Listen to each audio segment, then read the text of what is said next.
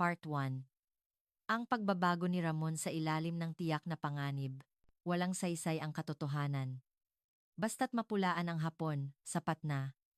Ito ang matibay na paniniwala ng mga kabataang taga-kalapit bansa.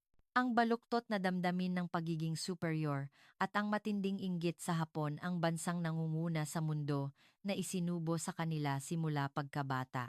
Sa pagitan ng dalawang damdaming ito, isang araw, sila'y natigilan sa harap ng sarili nilang kawalang kakayahan at ng mataas na diwa ng mga Hapon.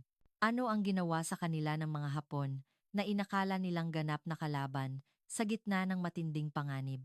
At paano nabago ang kultura ng mga pinuno ng malalayong bansa sa Europa matapos silang mabigla sa isang aspeto ng Hapon?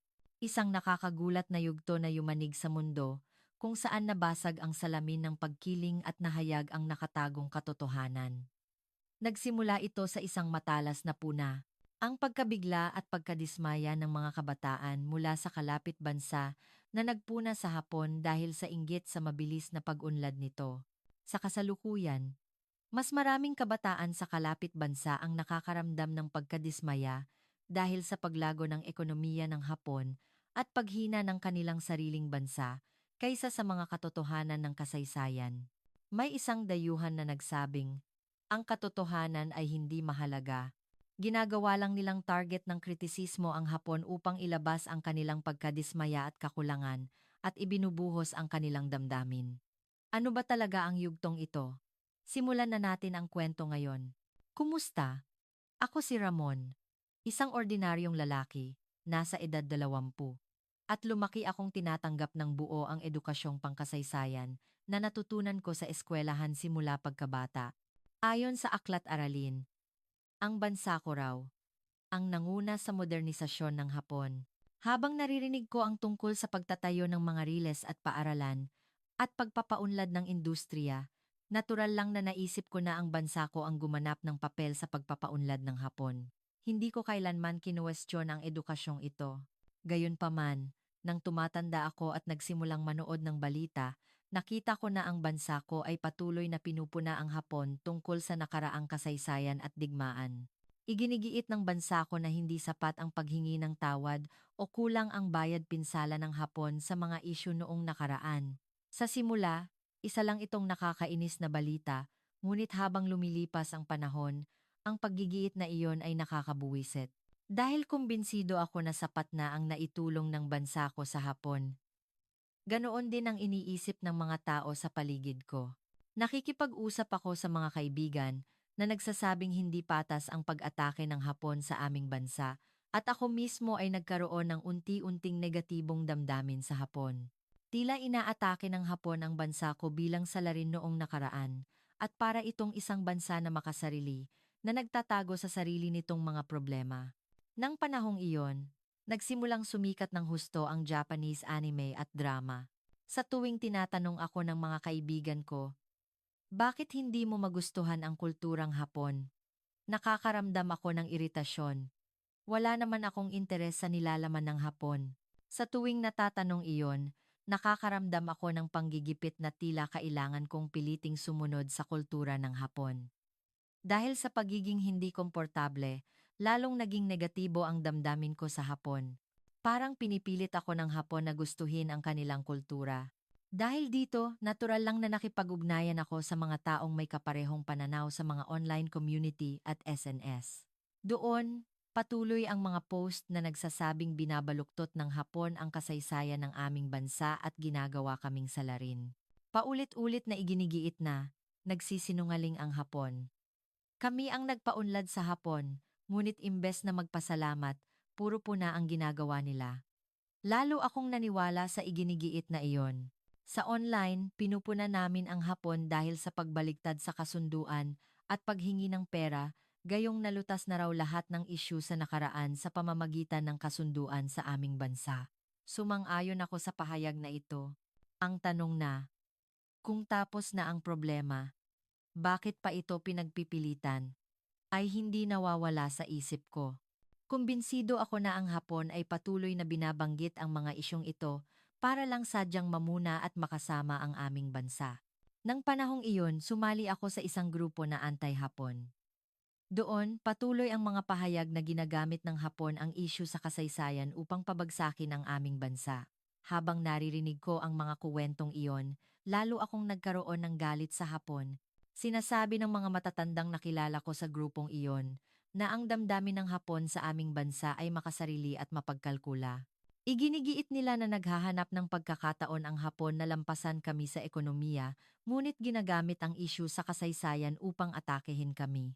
Sabi rin nila na sinasamantala ng Hapon ang pagkakataong lampasan kami sa industriya ng semiconductor at sasakyan. Para sa akin, tila totoo ang mga salitang iyon. Dahil nakakaramdam din ako ng takot at kakulangan habang nakikita ang paglago ng ekonomiya ng Hapon. Puno ng kritisismo sa Hapon ang bawat lingguhang pag-uusap sa grupong iyon. Sa mga pag-uusap na iyon, nagsimulang maging natural sa akin ang pagkapot sa Hapon, lalo akong nalunod sa galit sa Hapon. Sa kasalukuyan, naniniwala ako na ang pagpuna sa Hapon ay isang makatarungang pagkilos. Nagkaroon ako ng matibay na paniniwala na patuloy na pinahihirapan ng Hapon ang aming bansa. Kailangan naming lumaban para hindi kami matalo sa kanilang pamumuna. At sa ganoong paraan, unti-unti akong nakaramdam ng ginhawa sa gitna ng pagtingin sa Hapon bilang kalaban. Marami akong kaparehong pananaw sa internet, at kasama sila, nakaramdam ako ng kapanatagan. Siguro ako mismo ay nakaramdam ng kakaibang kasiyahan habang pinupuna ang Hapon. Nang araw na iyon, pauwi na ako kasama ang dalawang matatandang miyembro ng grupo matapos ang isang karaniwang pagpupulong. Naglalakad kaming tatlo patungo sa kalapit na istasyon ng LRT, Light Rail Transit. Habang naghihintay ng tren, tulad ng dati, pinag-uusapan namin ang tungkol sa Hapon at nagrereklamo na muli itong gumagawa ng hindi makatwirang kahilingan sa aming bansa. Biglang bumagsak ang isa sa matatandang lalaki. Agad akong natigilan, at wala akong ideya kung ano ang gagawin. Tila hindi na humihinga ang bumagsak na lalaki at wala na itong malay. Nagtinginan lang kami ng isa pang matanda sa pagmamadali. Nag-aalala ako, ngunit wala akong nagawa. Hindi ko alam kung paano magbigay ng pangunang lunas. Sinubukan kong humingi ng tulong sa paligid, ngunit ang mga dumadaan ay tumitingin lang sa malayo. Ang ilan ay nagbubulungan habang pinagmamasdan lang ang sitwasyon. Sa aming bansa, malakas ang kultura na umiiwas sa pisikal na kontak sa iba at nahihiya na maging aktibo sa harap ng mga hindi kakilala. Kaya, tila iniisip ng lahat na ang pinakamahusay na gawin ay maghintay sa pagdating ng emergency team. Ako rin ay tulad nila. Sa isip ko, gusto kong may gawin agad, ngunit hindi gumagalaw ang katawan ko. Inalo ko ang sarili ko sa pag-iisip na parating na agad ang emergency team.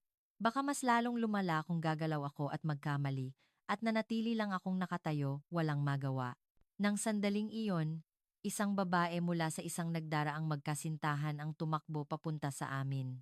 Lumapit siya sa nakahandusay na lalaki at walang pag-aatubiling nagsimulang magbigay ng CPR, cardiopulmonary resuscitation. Sa simula, nataranta ako at hindi ko maintindihan ang sinasabi niya, ngunit napansin ko agad na nagsasalita siya ng Hapon. May inutusan din siyang gawin sa lalaking kasama niya. Mabilis na tumango ang lalaki at tumakbo sa kung saan. Pagkaraan ng ilang sandali, bumalik ang lalaki na may dalang AED, Automated External Defibrillator. Binuksan niya ang makina at ikinabit ang pad sa dibdib ng lalaking bumagsak. Nang magpadala ng signal ang makina, sumenyas ang babae sa amin na umatras ng kaunti. Nakatingin lang kami at sumunod sa kanyang utos. Pagkaraan ng ilang sandali, nagbigay ng electric shock ang AED at nagpatuloy ang babae sa CPR. Sa sandaling iyon, nakatitig lang ako sa tanawin. Ang katotohanan na ang magkasintahang Hapon ay gumagawa ng lahat para iligtas ang isang buhay ay hindi karaniwan at nakakagulat. Ako, na laging may negatibong damdamin sa Hapon, ay walang nagawa sa gitna ng matinding emergency, habang sila ay kusang loob na nagligtas ng buhay. Maya-maya, dumating ang mga tauhan ng emergency team. Tinanong nila ang magkasintahang Hapon tungkol sa sitwasyon at matapos kumpirmahin kung paano sila nagbigay ng pangunang lunas, nagpasalamat sila. Mabilis na nagpaliwanag ang magkasintahan at umalis. Ang paraan ng kanilang pag-alis, na tila ginawa lang nila ang dapat gawin nang walang inaasahang kapalit, ay mas nagbigay sa akin ng malaking pagkabigla. Unti-unting nagkamalay ang bumagsak na lalaki matapos gamutin ng emergency team. Sabi ng isang tauhan sa akin, kung medyo nahuli pa, baka huli na ang lahat. Nang marinig ko ang mga salitang iyon, nangilabot ang buong katawan ko. Dahil naisip ko na kung wala ang magkasintahang Hapon na iyon, baka hindi na nailigtas ang lalaki. Sa sandaling iyon, nabalot ako ng magkahalong damdamin. Ang imahe ng mga Hapon, na kinapuutan ko, na kusang loob na nagligtas ng buhay sa kritikal na sandali ay hindi maalis sa isip ko. At ang natira, matapos silang umalis, ay ang sarili kong kawalang kakayahan at kahihiyan. Nalilito pa rin ako. Sinubukan kong kumbinsihin ang sarili ko na baka nagkataon lang at ang magkasintahang Hapon na iyon ay mga espesyal na tao lang. Ngunit hindi maalis sa isip ko ang tanawing iyon. Ligtas na nakarecover ang lalaking bumagsak sa ospital. Simula ng araw na iyon, komplikado ang isip ko at hindi ako makatulog. Kahit na wala silang ginawa para sa akin, kakaiba, ngunit malaki ang epekto nito sa aking damdamin. Gusto kong ibahagi ang nangyari ng araw na iyon sa isa pang miyembro ng grupo na kasama ko. Gusto kong malaman kung ano ang naramdaman niya dahil mas marami siyang alam kaysa sa akin at kinamumuhian din niya ang Hapon. Kaya, habang pauwi kami matapos ang pagpupulong, maingat kong binuksan ang usapan. Sabi ko, medyo nagulat ako nang makita ko kung paano kumilos ang mga Hapon ng araw na iyon. Kung wala sila, malaking problema sana, di ba? Ngunit ang kanyang reaksyon ay lubos na hindi inaasahan. Imbes na magpasalamat, nagsimula siyang maglabas ng bulag na galit. Sabi niya, may masamang balak ang mga taong iyon sa pagtulong. Ginawa lang nila iyon para mapaganda ang kanilang imahe.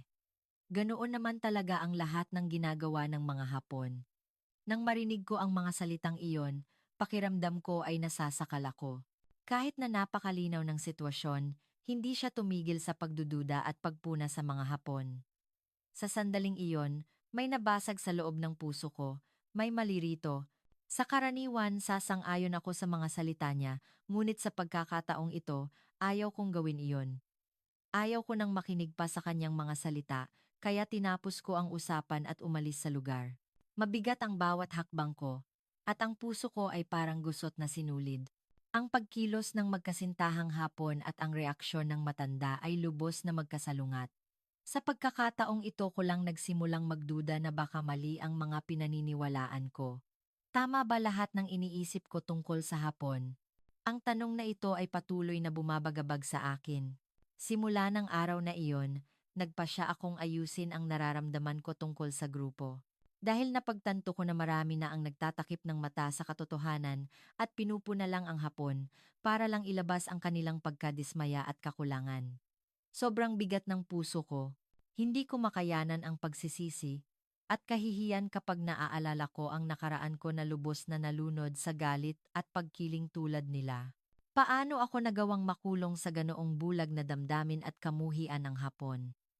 Simula ng araw na iyon, nagkaroon ako ng sarili kong oras at sinimulan kong balikan ang bawat kilos ko noong nakaraan. Ang mga post ko sa online community, ang mga pag-uusap sa mga pagpupulong, at maging ang mga sandali na namumuna ako sa harap ng mga kaibigan, lahat ay bumalik sa isip ko. Nakaramdam ako ng kalungkutan sa pag-iisip kung gaano karaming Hapon ang nasaktan ko. Higit sa lahat, ang pinakapinagsisisihan ko ay ang kawalang kakayahan ko sa istasyon ng LRT. Kung wala ang mabilis na pagkilos at tapang na ipinakita ng magkasintahang Hapon, baka kaharap ko na ang kamatayan ng isang tao ngayon. Gayunpaman, ang mga tao sa grupo, imbes na magpasalamat, ay patuloy na namumuna sa mga Hapon. Nang makita ko ang kanilang gawi, napagtanto ko, hindi na sila magbabago. Ngunit hindi ako maaring manahimik lang. Ayaw ko nang sumunod pa sa kanilang landas. Naisip ko na may magagawa ako. Kahit hindi ako makahingi ng tawad ng direkta sa mga Hapon, gusto kong itama ang mga maling pagkilos ko at magbigay ng mensahe ng pagbabago sa mga taong may kaparehong galit. Simula ng araw na iyon, nagsimula akong mag-post ng aking karanasan sa online ng regular. Sinulat ko ng tapat ang dahilan kung bakit ako namuhi sa Hapon, ang mga kuwentong narinig ko sa grupo, at ang kuwento tungkol sa magkasintahang Hapon na nakilala ko sa LRT. Sabi ko, nakulong ako sa galit sa Hapon, Ngunit binago ng magkasintahang Hapon na nakilala ko sa LRT ang aking pananaw. Kung wala sila, isang buhay ang nawala sana. Sa pamamagitan ng karanasang ito, hindi ko na kayang kamuhian pa ang Hapon at ang mga Hapon. Hindi madaling isulat ang mga salitang ito. Dahil kailangan kong labanan ang sarili ko noong nakaraan at harapin ang damdamin ng pagsisisi sa mga nagawa ko. Ngunit naisip ko na iyon lang ang paraan upang ako ay maging responsable ng buo. Inabot man ng panahon, unti-unti ring lumabas ang mga taong nakiramay sa akin matapos basahin ang aking post. Karamihan sa kanila ay mga taong nagkaroon din ng katulad na karanasan. May nagsabi na nagbigay ng tapang ang kuwento ko sa kanila. Ang maliliit na pagbabago na iyon ay unti-unting umalo sa akin. Kahit na marami pa ring tao ang nalulunod sa galit, naniniwala ako, tiyak na may mga taong kayang magbago tulad ko. At may pag-asa ako na darating ang araw na magkakaintindihan tayo. Part 2. Ang pagkabigla ni Eliza sa Oxford. Simulan natin ang ikalawang yugto. Sa bulwagan ng pagtalumpati sa Oxford University sa England, nagsimulang sumugod ang maraming estudyanteng sino upang makapasok ng hindi pumipila. Nagulat at nataranta ang mga estudyanteng naghintay at nakapila para makapasok sa bulwagan. Ano ba talaga ang yugtong ito? Tingnan natin agad ang kuwento ngayon. Kumusta? Ako si Eliza, nag-aaral sa Oxford University sa England. Ang England ay isang bansang gumanap ng mahalagang papel sa kasaysayan ng mundo at may maayos na napreserbang mga makasaysayang lugar at kultural na pamana mula sa iba't ibang panahon. Ang Stonehenge, Tower Bridge ng London, at Windsor Castle ay ilan sa mga kilalang lugar at dumaragsa ang mga turista mula sa buong mundo sa England. Bukod pa rito, maraming pandaigdigang manunulat ang nagmula sa England tulad nina William Shakespeare, Charles Dickens, at Jane Austen. Hindi lang iyon, nagtakda rin ito ng pamantayan para sa panitikang Ingles at ang siyentipikong pag-unlad ng England mula sa batas ng paggalaw at teorya ng grabitasyon ni Newton hanggang sa teorya ng ebolusyon, biolohiya, filosofiya, relihiyon, biolohiyon, biolohiyon, biolohiyon, biolohiyon, at agham panlipunan ni Charles Darwin ay gumanap ng mahalagang papel sa pangunguna ng England sa modernong agham sa buong mundo at patuloy pa rin ito hanggang ngayon. Ang Ingles, na ginagamit ng mga tao mula sa iba't ibang bansa, ay nagmula sa England at ang musika, pelikula, fashion at sining ng England ay kilala sa buong mundo.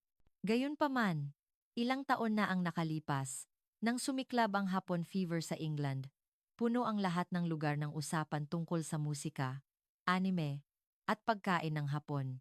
Sa totoo lang, kahit na iniisip ko na kahanga-hanga ang Hapon, inakala ko na isa lang itong bansa sa Asya. Naniniwala ako na mas mataas ang mga bansa sa Europa kaysa sa mga bansa sa Asya sa aspeto ng kultura at kasaysayan. Ang Europa ay dumaan sa iba't ibang yugto ng kasaysayan, mula sa sinaunang sibilisasyon ng Roma at Gresya hanggang sa Middle Ages, Renaissance, at modernong panahon. Isa rin ang Europa sa pinagmulan ng maraming artistiko at pampanitikang paggalaw. Ang Renaissance sa Italia, Impressionism sa Pransiya, at Baroque music sa Alemanya ay nagsimula sa Europa. Ang mga pandaigdigang artista tulad nina Michelangelo, Leonardo da Vinci, Mozart, at Beethoven ay nagmula sa Europa, at ang kanilang mga gawa ay nagdudulot pa rin ng malaking impluensya sa buong mundo. Ang mga kilalang pandaigdigang kaganapang kultural tulad ng Cannes Film Festival, Venice Biennale, at Oktoberfest ay ginaganap lahat sa Europa.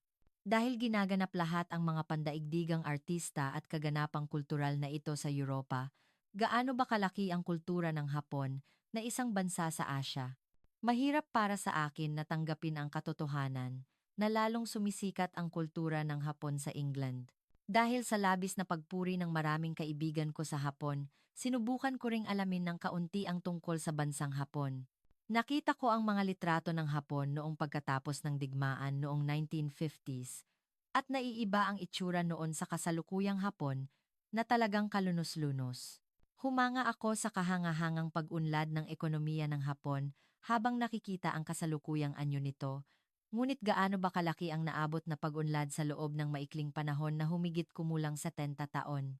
Sa halip, mas nanatili sa isip ko ang dating anyo ng Hapon, at inisip ko na sigurado, ang Hapon ay isang developing country. Hindi ko maintindihan ang mga kaibigan ko na nagwawala sa kultura ng Hapon habang mayroon namang dakilang kultura ng Europa. Sa kabila ng lahat, isang nakakagulat na katotohanan ang nalaman ko habang nag-aaral ako. Mayroong mga estudyanteng nag-aaral sa aming paaralan mula sa higit sa 160 na bansa sa buong mundo, kung saan ang pinakamarami ay mga Amerikano at Tsino, ngunit mayroon ding higit sa 300 Hapon na estudyante. Kilala ang Oxford University sa matinding kompetisyon sa loob ng unibersidad dahil sa mahigpit na pamantayang pang-akademiko. Ngunit nalaman ko na malaking bilang ng mga estudyanteng Hapon ang may mataas na marka. Lalo akong hindi makapaniwala sa katotohanan na karamihan sa mga estudyanteng nakakakuha ng mataas na marka sa International Academic Assessment ay mga Hapon. Mas nakakagulat sa akin na mas mataas ang ranggo ng mga Hapon na estudyante kaysa sa maraming estudyante sa buong mundo, kaysa sa katotohanan na kumakalat ang kultura ng Hapon sa buong England, at nagtaka ako kung paano nila nagagawa iyon. Labis na nag-alala ako sa mga estudyanteng Hapon at hindi ako makatulog, kaya sumali ako sa Japanese Studies Circle sa Oxford University, kung saan aktibo ang mga estudyanteng Hapon. Ang Japanese Studies Circle na sinalihan ko ay may maraming estudyanteng Hapon at mga estudyanteng mula sa buong mundo na interesado sa kultura ng Hapon. Nag-organisa ang circle ng iba't ibang kaganapan upang ipakilala ang pangunahing kultura ng Hapon. Nagkaroon ng mga kaganapan upang ipagdiwang ang tradisyonal na mga kaganapan tulad ng Japanese New Year at Obon, at iba't ibang karanasan tulad ng pagsusuot ng kimono, tradisyonal na laro, at paggawa ng pagkaing Hapon. Marami ng estudyanteng interesado sa Hapon ang sumali, at nag-enjoy ang mga estudyanteng mula sa iba't ibang nasyonalidad sa pag-experience ng kultura ng Hapon. Sa totoo lang, wala akong interes sa Hapon, kaya sumali ako sa circle at maingat na inobserbahan ang mga estudyanteng Hapon, at nakita ko ang isang kahangahangang punto na hindi mo makikita sa mga tao mula sa ibang bansa. Ang mga estudyanteng Hapon ay kumikilos ng sama-sama kaysa sa individual kapag may ginagawa sila.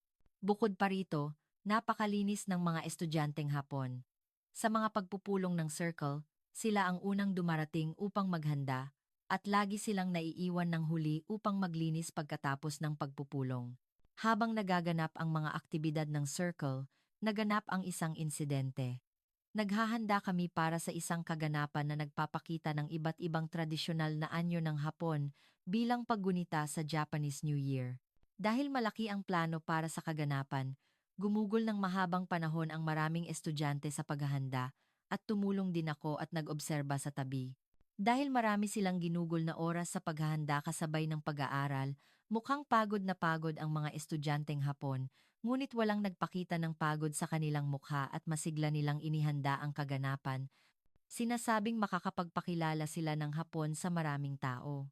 Sa yugto na iyon ng pagtatapos ng paghahanda, biglang sinabi ng isang kaibigang Hapon na responsable sa mga litrato ng tradisyonal na bahay ng Hapon na nawawala ang malaking bahagi ng mga litratong ipapakita. Nagulat ang maraming kaibigan at napatingin sa kaibigan na iyon, at ang estudyanteng Hapon na nawalan ng litrato ay namumugto ang mata at balisa. Natural lang iyon. 2 araw na lang ang natitira bago ang kaganapan, at wala ng pag-asa na maipapakita ang mga litrato. Ngunit isang nakakagulat na bagay ang nangyari. Nang sabihin niya na nawawala ang mga litrato, hindi siya pinuna ng maraming estudyanteng Hapon at kinuha nila ang kanilang cellphone at nagsimulang makipag-ugnayan sa kanilang pamilya at kaibigan na naninirahan sa Hapon. Sa loob lamang ng ilang oras, nakatanggap sila ng higit sa 1,200 piraso ng high-quality na data ng litrato ng bahay na kinunan hindi gamit ang smartphone kundi gamit ang kamera. Nagulat ako, ngunit sa kasamaang palad, natanggap ang mga litrato, ngunit may isa pang problema. Nagtanong kami sa ilang Photoshop, ngunit sinabi sa amin na kailangan ng kahit 1 linggo para i-develop ang ganoong dami ng litrato. Hindi sumuko ang mga kaibigang Hapon, at naghiwa-hiwalay sila at tumakbo upang maghanap ng lugar na mabilis na makakapag-develop ng maliit na dami ng litrato. At sa wakas, ay matagumpay nilang natapos ang exhibition sa huling sandali. Ang dahilan kung bakit ako nagulat habang pinapanood ang tagpong iyon ay dahil kung ang problema ay nangyari dahil sa pagkakamali ng isang individual sa mga taga-England, ito ay magtatapos sa pamumuna, ngunit walang sinuman sa mga Hapon ang namuna, at nagtulungan sila bilang isa upang magkaisa at tumulong. May mga kaibigan pa akong nakita na nagpapagaan ng loob, sinasabing, ayos lang. Labis akong naantig nang makita ko silang lahat na nagdiriwang matapos matagumpay na matapos ang kaganapan, kumilos ng hindi nagkakawatak-watak sa loob ng 2 araw nang hindi natutulog dahil sa pagkakamali ng isang tao. Nagpakita ng flexibility ang mga estudyanteng Hapon sa bagong sitwasyon at mabilis na nakahanap ng solusyon kahit sa gitna ng krisis. Lalo na ang kanilang pagkakaisa at pagtulong sa isa't isa nang walang pamumuna ay nagbigay sa akin ng malalim na emosyon. Sa halip, nahiya ako sa aking makasariling pananaw na ang mga bansa sa Asya ay mas mababa kaysa sa mga bansa sa Europa habang nakikita ko ang mga estudyanteng Hapon. Simula ng insidenteng iyon, nagkaroon ako ng interes sa bansang Hapon at habang nakikipag-ugnayan ako sa mga estudyanteng Hapon, inamin ko na walang ibang paraan kundi ang maging isang economic superpower ang bansang Hapon. Napakadisiplinado at malinis ng mga estudyanteng Hapon at palagi silang nagsisikap na gawin ang lahat ng pinakamahusay. Nagsisikap silang hindi magtapon ng basura sa kalsada at isaalang-alang at igalang ang iba. Tila hindi lang ito sa mga estudyanteng Hapon kundi sa maraming Hapon. Taon-taon, ginaganap sa aming paaralan ang Oxford Literary Festival tuwing tagsibol.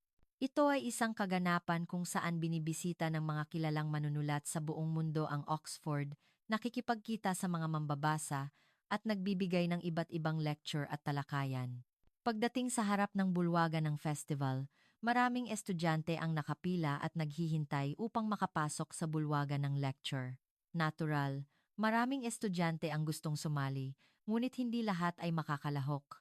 Nang sandaling iyon, ang mga estudyanteng Tsino ay nagtangkang pumasok sa bulwagan ng sabay-sabay ng hindi pumipila at naging magulo ang pasukan ng bulwagan. Kasunod ng mga estudyanteng Tsino, may ilang kaibigan sa Europa na nagtangkang sumingit din. Ngunit ang mga estudyanteng Hapon ay hindi natinag sa tanawing iyon at nanatiling nakapila at naghihintay at labis akong nagulat nang makita ang mga estudyanteng Hapon na iyon. Nakakahiyaman. Nag-alala rin ako ng sandali kung sisigitan ko ba o hindi dahil baka maunang makapasok ang mga estudyanteng Tsino at maubos lahat ng upuan. Habang nag-aalala ako, namagitan ang mga namamahala sa festival at mga propesor at pinigilan sila at tanging ang mga kaibigan na nakapila lang ang pinayagang makapasok. Sa kabutihang palad, nakapasok ako sa bulwagan at karamihan sa maraming estudyante sa loob ng bulwagan ay mga Hapon.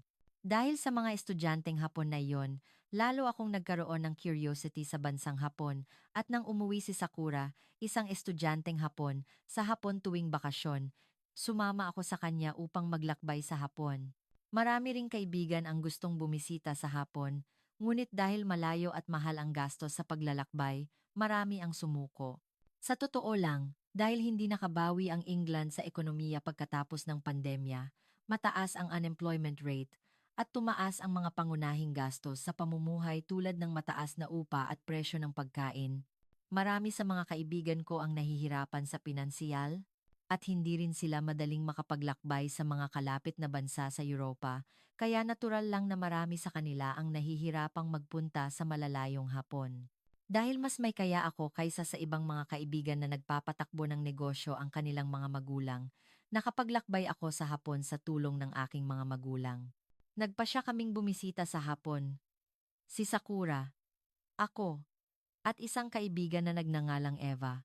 Si Eva, di tulad ko, ay matagal nang pinapangarap na maglakbay sa Hapon at nag-ipon ng pera sa pamamagitan ng part-time job sa loob ng mahabang panahon. Talagang interesado ako kung ano ang Hapon kapag nakita ko ito ng personal. Sa totoo lang, kahit na humanga ako sa mga Hapon, nanatili pa rin sa puso ko ang pag-iisip na ang mga bansa sa Asya ay mas mababa kaysa sa mga bansa sa Europa. Ang kaisipang iyon ay ganap na nabasag pagkalabas ko pa lang ng airport.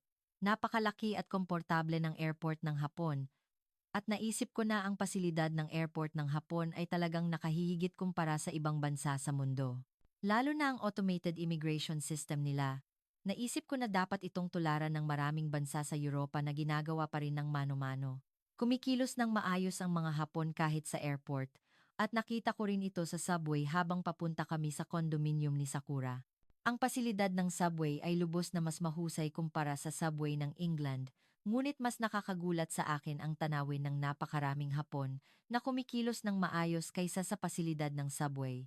Sa totoo lang, ang subway ng England ay hindi lang may problema sa pasilidad, kundi may mga istasyon din na may amoy ng mga taong umiihi at mga homeless. Ngunit sa Hapon, wala kang makikitang ni isang basura sa sahig. Nagtaka ako sa kamalayan ng Sibiko at pagiging mapagbigay ng mga estudyanteng Hapon kahit sa England, ngunit nang makita ko ang maraming Hapon sa Hapon, napagtanto ko na karaniwan sa mga Hapon ang kultura ng pag-iingat sa iba. Sabi ni Sakura, ang condominium nila ay matatagpuan sa isang lugar sa Tokyo na tinatawag na Minatoku, at naisip ko na hindi masyadong mayaman ang pamilya ni Sakura dahil sinabi niya na nakatira sila sa isang condominium. Gayunpaman, pagpasok pa lang namin sa pasukan ng condominium ng mga magulang ni Sakura, hindi namin maisara ang aming bibig sa pagkabigla. Gusto ng mga taga-England ang mag-alaga ng hardin. Tuwing weekend, malaking kasiyahan sa kanila ang paggugupit ng damuhan at pag-aalaga ng mga halaman. Kaya naman, mas gusto ng mga taga-England ang mga bahay na may hardin, at kadalasan, ang mga taong nakatira sa apartment na mga collective housing ay nahihirapan sa pinansyal. Natural, ang mga apartment sa England ay puro gusali lang, at mahirap makakita ng halaman o flower pot. Ngunit ang pasukan ng condominium ni Sakura ay puno ng malalaking puno at pinalamutian ng magagandang garden na tila naglalakad sa isang kalsada sa gubat. Hindi lang may malalagong hardin, mayroon ding pond sa condominium. Maraming bata ang malayang tumatakbo sa condominium, at ang tanawin na mukhang mapayapa ay maganda. Pakiramdam ko ay hindi ako bumisita sa isang condominium, kundi sa isang maayos na parke. Habang patuloy kaming pumupuri sa condominium ng Hapon, pumasok kami sa bahay ni Sakura. Ang elevator ng condominium ng Hapon ay hindi kapani-paniwalang mabilis at komportable. Pagpasok namin sa bahay ni Sakura, sumigaw ang kaibigan ko. Medyo nakakahiya ang reaksyon ng kaibigan ko dahil naroon ang nanay ni Sakura, ngunit sigurado akong sumigaw din ako tulad ng kaibigan ko kung wala ang nanay ni Sakura. Ang loob ng bahay ay parang hotel, at ang tanawin mula sa malawak na bintana ay parang isang maliit na nayon sa gubat. Sinabi ng nanay ni Sakura na maghahanda siya ng pagkain para sa amin, at habang nagluluto siya, maingat kaming sinamahan ni Sakura at sinimulan naming libutin ang loob ng bahay. May malaking TV sa dingding at may mga high-end na sofa at display cabinet. Pagpasok namin sa kwarto ni Sakura, may built-in closet, at dahil laging malinis kahit wala si Sakura, wala kaming nakitang ni isang alikabok. Nang hawakan ni Sakura ang cellphone niya dahil medyo mainit, biglang umugong ang tunog mula sa kisame at umihip ang malamig na hangin. Ang galing na may air conditioner sa kisame. Nagulat kami sa sinabi ni Sakura na kaya itong i-adjust gamit ang cellphone. Bukod sa air conditioner, sabi niya na ang washing machine, dryer, at robot vacuum cleaner ay kaya ring gamitin lahat gamit ang cellphone. Hindi namin maisara ang aming bibig sa pagtataka sa sinabi ni Sakura. Habang nag-uusap kami, nagulat sa mga home appliance ng Hapon. Tinawag kami ng nanay ni Sakura para maghapunan. Napakaraming pagkain na parang nagpa-party para sa higit sa 10 tao. Dahil sa sobrang dami, nagtanong ako kung kami lang ba ang kakain ng lahat ng ito, ngunit sinabi ng nanay ni Sakura na hindi niya alam kung ano ang gusto namin, kaya iba't ibang pagkain ang inihanda niya, at ngumiti siya at inudyukan kaming kumain ng marami. Napakaraming pagkain ang nakahanda na wala ng lugar sa lamesa para maglagay ng plato, ngunit sa gitna ng mga iyon, sobrang sarap sa akin ang pagkaing tinatawag na sukiyaki. Sumikat din ang pagkaing Hapon sa England at natikman ko na ito ng ilang beses, ngunit hinding-hindi ko natikman ang lasang ito. Lalo na ang pickles na gawa raw ng nanay ni Sakura, iba ang klase nito kaysa sa pickles na binebenta sa England. Habang umiinom ako ng tubig at masarap kumakain, ang kaibigan ko naman ay nahumaling sa pagkaing tinatawag na yakisoba, At sinabi niya na ito ang pinakamahusay na noodle dish na natikman niya at nagbigay siya ng thumbs up. Tumawa ng may kasiyahan ang nanay ni Sakura nang makita kaming masarap kumain. Nakakahiya man na food obsessed ako, ngunit ganoon talaga kahusay ang pagluluto ng nanay ni Sakura. Pagkatapos kumain, sinabi ni Sakura na magtitimpla siya ng kape ng hapon at nagtanong siya kung gusto namin ng malamig o mainit. Sinabi namin ng kaibigan ko na gusto namin ng malamig na kape. Ngumiti si Sakura at nagtimpla ng kape at nagulat ako. Imbes na buksan ang freezer at kumuha ng yelo, lumabas ang yelo nang idikit namin ang cup sa refrigerator. Dahil napakakakaiba, nagtanong ako kay Sakura at sinabi niya na isa iyon sa mga feature ng refrigerator. Lahat sa bahay ni Sakura ay state of the art at kakaiba ang pakiramdam na tila dumating ako sa isang future city.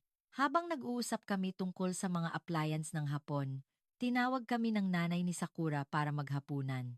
Pagkatapos kumain, sinabi ni Sakura na mamamasyal kami at bago pa lang kami lumabas, pinindot niya ang isang button at ang elevator ay naghintay na sa palapag namin. Dahil napakakaiba, nagtanong ako kay Sakura kung ang lahat ba ng condominium sa Hapon ay may ganitong state-of-the-art na pasilidad. Ngumiti si Sakura at sinabing maliban sa mga kondominium na itinayo noong unang panahon, halos pare-pareho lang. Sa sinabi ni Sakura, naging matindi ang pagnanais kong manirahan sa isang living space tulad ng kondominium ng Hapon. Habang sumusunod ako kay Sakura at namimasyal, lumabas siya sa compound ng kondominium. Maraming commercial area sa paligid ang may ilaw, at napakaliwanag ng gabi sa Hapon. Ngunit dahil lumipas na ang 8 ng gabi at nagdilim na, nag-alala ako ng kaunti at nagtanong kay Sakura kung saan kami pupunta. Ngumiti si Sakura at sinabing, "Huwag kang mag-alala, ipapakita ko sa iyo ang magandang tanawin sa gabi, kaya sumunod ka lang." Sumunod ako kay Sakura sa loob ng 10-15 minuto at nakita ko ang isang tanawin na hindi ko kailanman malilimutan. Dinala kami ni Sakura sa Odaiba Seaside at sa kabila ng gabi, maraming tao ang namasyal sa Seaside Park at napakaganda ng mga ilaw at ng maraming gusali na nakikita mula sa dagat. Sabi ni Sakura na kailangan pa naming maglakad ng kaunti at dinala niya kami. Habang sumusunod ako kay Sakura, pumunta kami sa lugar kung saan makikita ang Rainbow Bridge at sa kabila ng gabi, napakaraming tao. Nagulat ako na napakaraming tao kahit na nagdilim na, ngunit sinabi ni Sakura na magsisimula na at naglakad kami ng mabilis patungo sa lugar kung saan mas makikita ng maayos ang tulay. Pagdating namin sa lugar kung saan makikita ang tanawin sa gabi ng Rainbow Bridge at nang makita ko ang tanawin sa harap ko, nakaramdam ako ng matinding damdamin. Di nagtagal paglapit namin, nagsimula ang light up kasabay ng magagandang ilaw at napakaganda na parang tumitibok ang puso ko. Namangha ako sa tanawin sa gabi sa loob ng ilang sandali at sinundan ko si Sakura at naisip ko na talagang nagpasalamat ako na pumunta ako sa Hapon at naging matindi ang pagnanais kong manirahan sa Hapon balang araw. Ang damdaming iyon ay hindi ko pa rin malilimutan hanggang ngayon. Pagkatapos panoorin ang tanawin sa gabi, namasyal kami sa tabing dagat hanggang gabi at bumalik sa bahay ni Sakura. Sa unang gabi lang kami natulog sa bahay ni Sakura at dahil may accommodation na kami para sa ikalawang araw, naghanda kami upang umalis ng maaga. Sinabi ni Sakura na kumain muna kami ng agahan, ngunit dahil abala na ang mga magulang ni Sakura sa paghahanda para sa trabaho, inisip ko na makakaabala kami, kaya nagpasalamat ako at tumanggi. Ngunit hinila ni Sakura ang kamay namin ng kaibigan ko at sinabing, "Huwag na kayong tumanggi at kumain na tayo ng agahan." Natural, inakala ko na sa bahay kami kakain ng agahan, kaya medyo nagtaka ako habang sumusunod kay Sakura. Ngunit ang dinala ni Sakura sa amin ay, nakakagulat, isang breakfast restaurant sa loob ng kondominium. Sinabi ni Sakura na abala ang kanyang mga magulang sa paghahanda para sa trabaho tuwing umaga. At kumakain lang sila ng toast at kape. Kaya madalas daw siyang kumakain dito noong nag-aaral pa siya. Ipinakilala niya ang breakfast restaurant ng condominium. Napakagaling na may breakfast sa condominium. Ang agahan ay inihanda bilang light meal at maganda iyon para sa agahan ng walang burden kumain. Kumain kami at namasyal sa buong condominium compound at wala talagang kulang sa condominium ng Hapon. May gym, sauna, swimming pool, golf course, reading room, at maging cafe. Mukhang napakahusay na parang pwede kang magpalipas ng oras sa kondominium lang nang hindi lumalabas. Patuloy naming pinupuri ang kondominium ni Sakura. Ngunit sinabi ni Sakura na, ang mga bagong kondominium ngayon ay may cinema na at mayroon ding rooftop pool na parang hotel, at sinabi niya na marami pang mas magagandang kondominium. Sa simula, nagduda ako kung may ganoong kondominium ba na may cinema at rooftop pool na parang hotel sa isang kondominium, ngunit naisip ko agad ang kondominium ni Sakura, at naisip ko na baka mayroon ng mas kahanga-hangang kondominium kaysa sa kondominium ni Sakura. Lumipat kami ng kaibigan ko sa accommodation na na-reserve namin at naglibot kaming dalawa sa mga lugar na sinulat ng kaibigan ko na dapat bisitahin bago pa man pumunta sa Hapon. Nag-alok si Sakura na samahan kami, ngunit sinabi namin na mas maganda kung makikipagkita siya sa mga kaibigan niya at makakasama ang kanyang pamilya, kaya nagpasalamat kami at tumanggi. Bumisita kami sa Asakusa, Tsukiji Market, Imperial Palace, Ginza, Tokyo Tower, Shibuya, Harajuku, at Skytree na plinano ng kaibigan ko, at sinabi ng kaibigan ko na kailangan din naming bisitahin ang museo, ngunit dahil punong-puno ang schedule, nakakalungkot, ngunit hindi na namin ito nabisita. Marami kaming binisitang tourist spot, ngunit bumalik ako sa England na punong-puno ng pagnanais na manatili pa at makita ang marami pang bagay tungkol sa Hapon. Napakagandang bansa talaga ng Hapon. Nahiya ako sa sarili ko na inakala ko na ang mga bansa sa Europa ay mas mahusay kaysa sa mga bansa sa Asya bago pa man ako bumisita sa Hapon. Ang Hapon na binisita ko ay isang bansa na mas maunlad pa kaysa sa mga bansa sa Europa. Gusto kong bumalik sa Hapon at bisitahin ang mga tourist spot na hindi ko nakita at ang iba't ibang lungsod ng Hapon, at kung magkakaroon ako ng pagkakataon, gusto ko talagang manirahan sa isang kondominium ng Hapon kahit isang beses. Kung nagustuhan ninyo ang kuwento ngayon, paki-subscribe, like, at iset ang notification.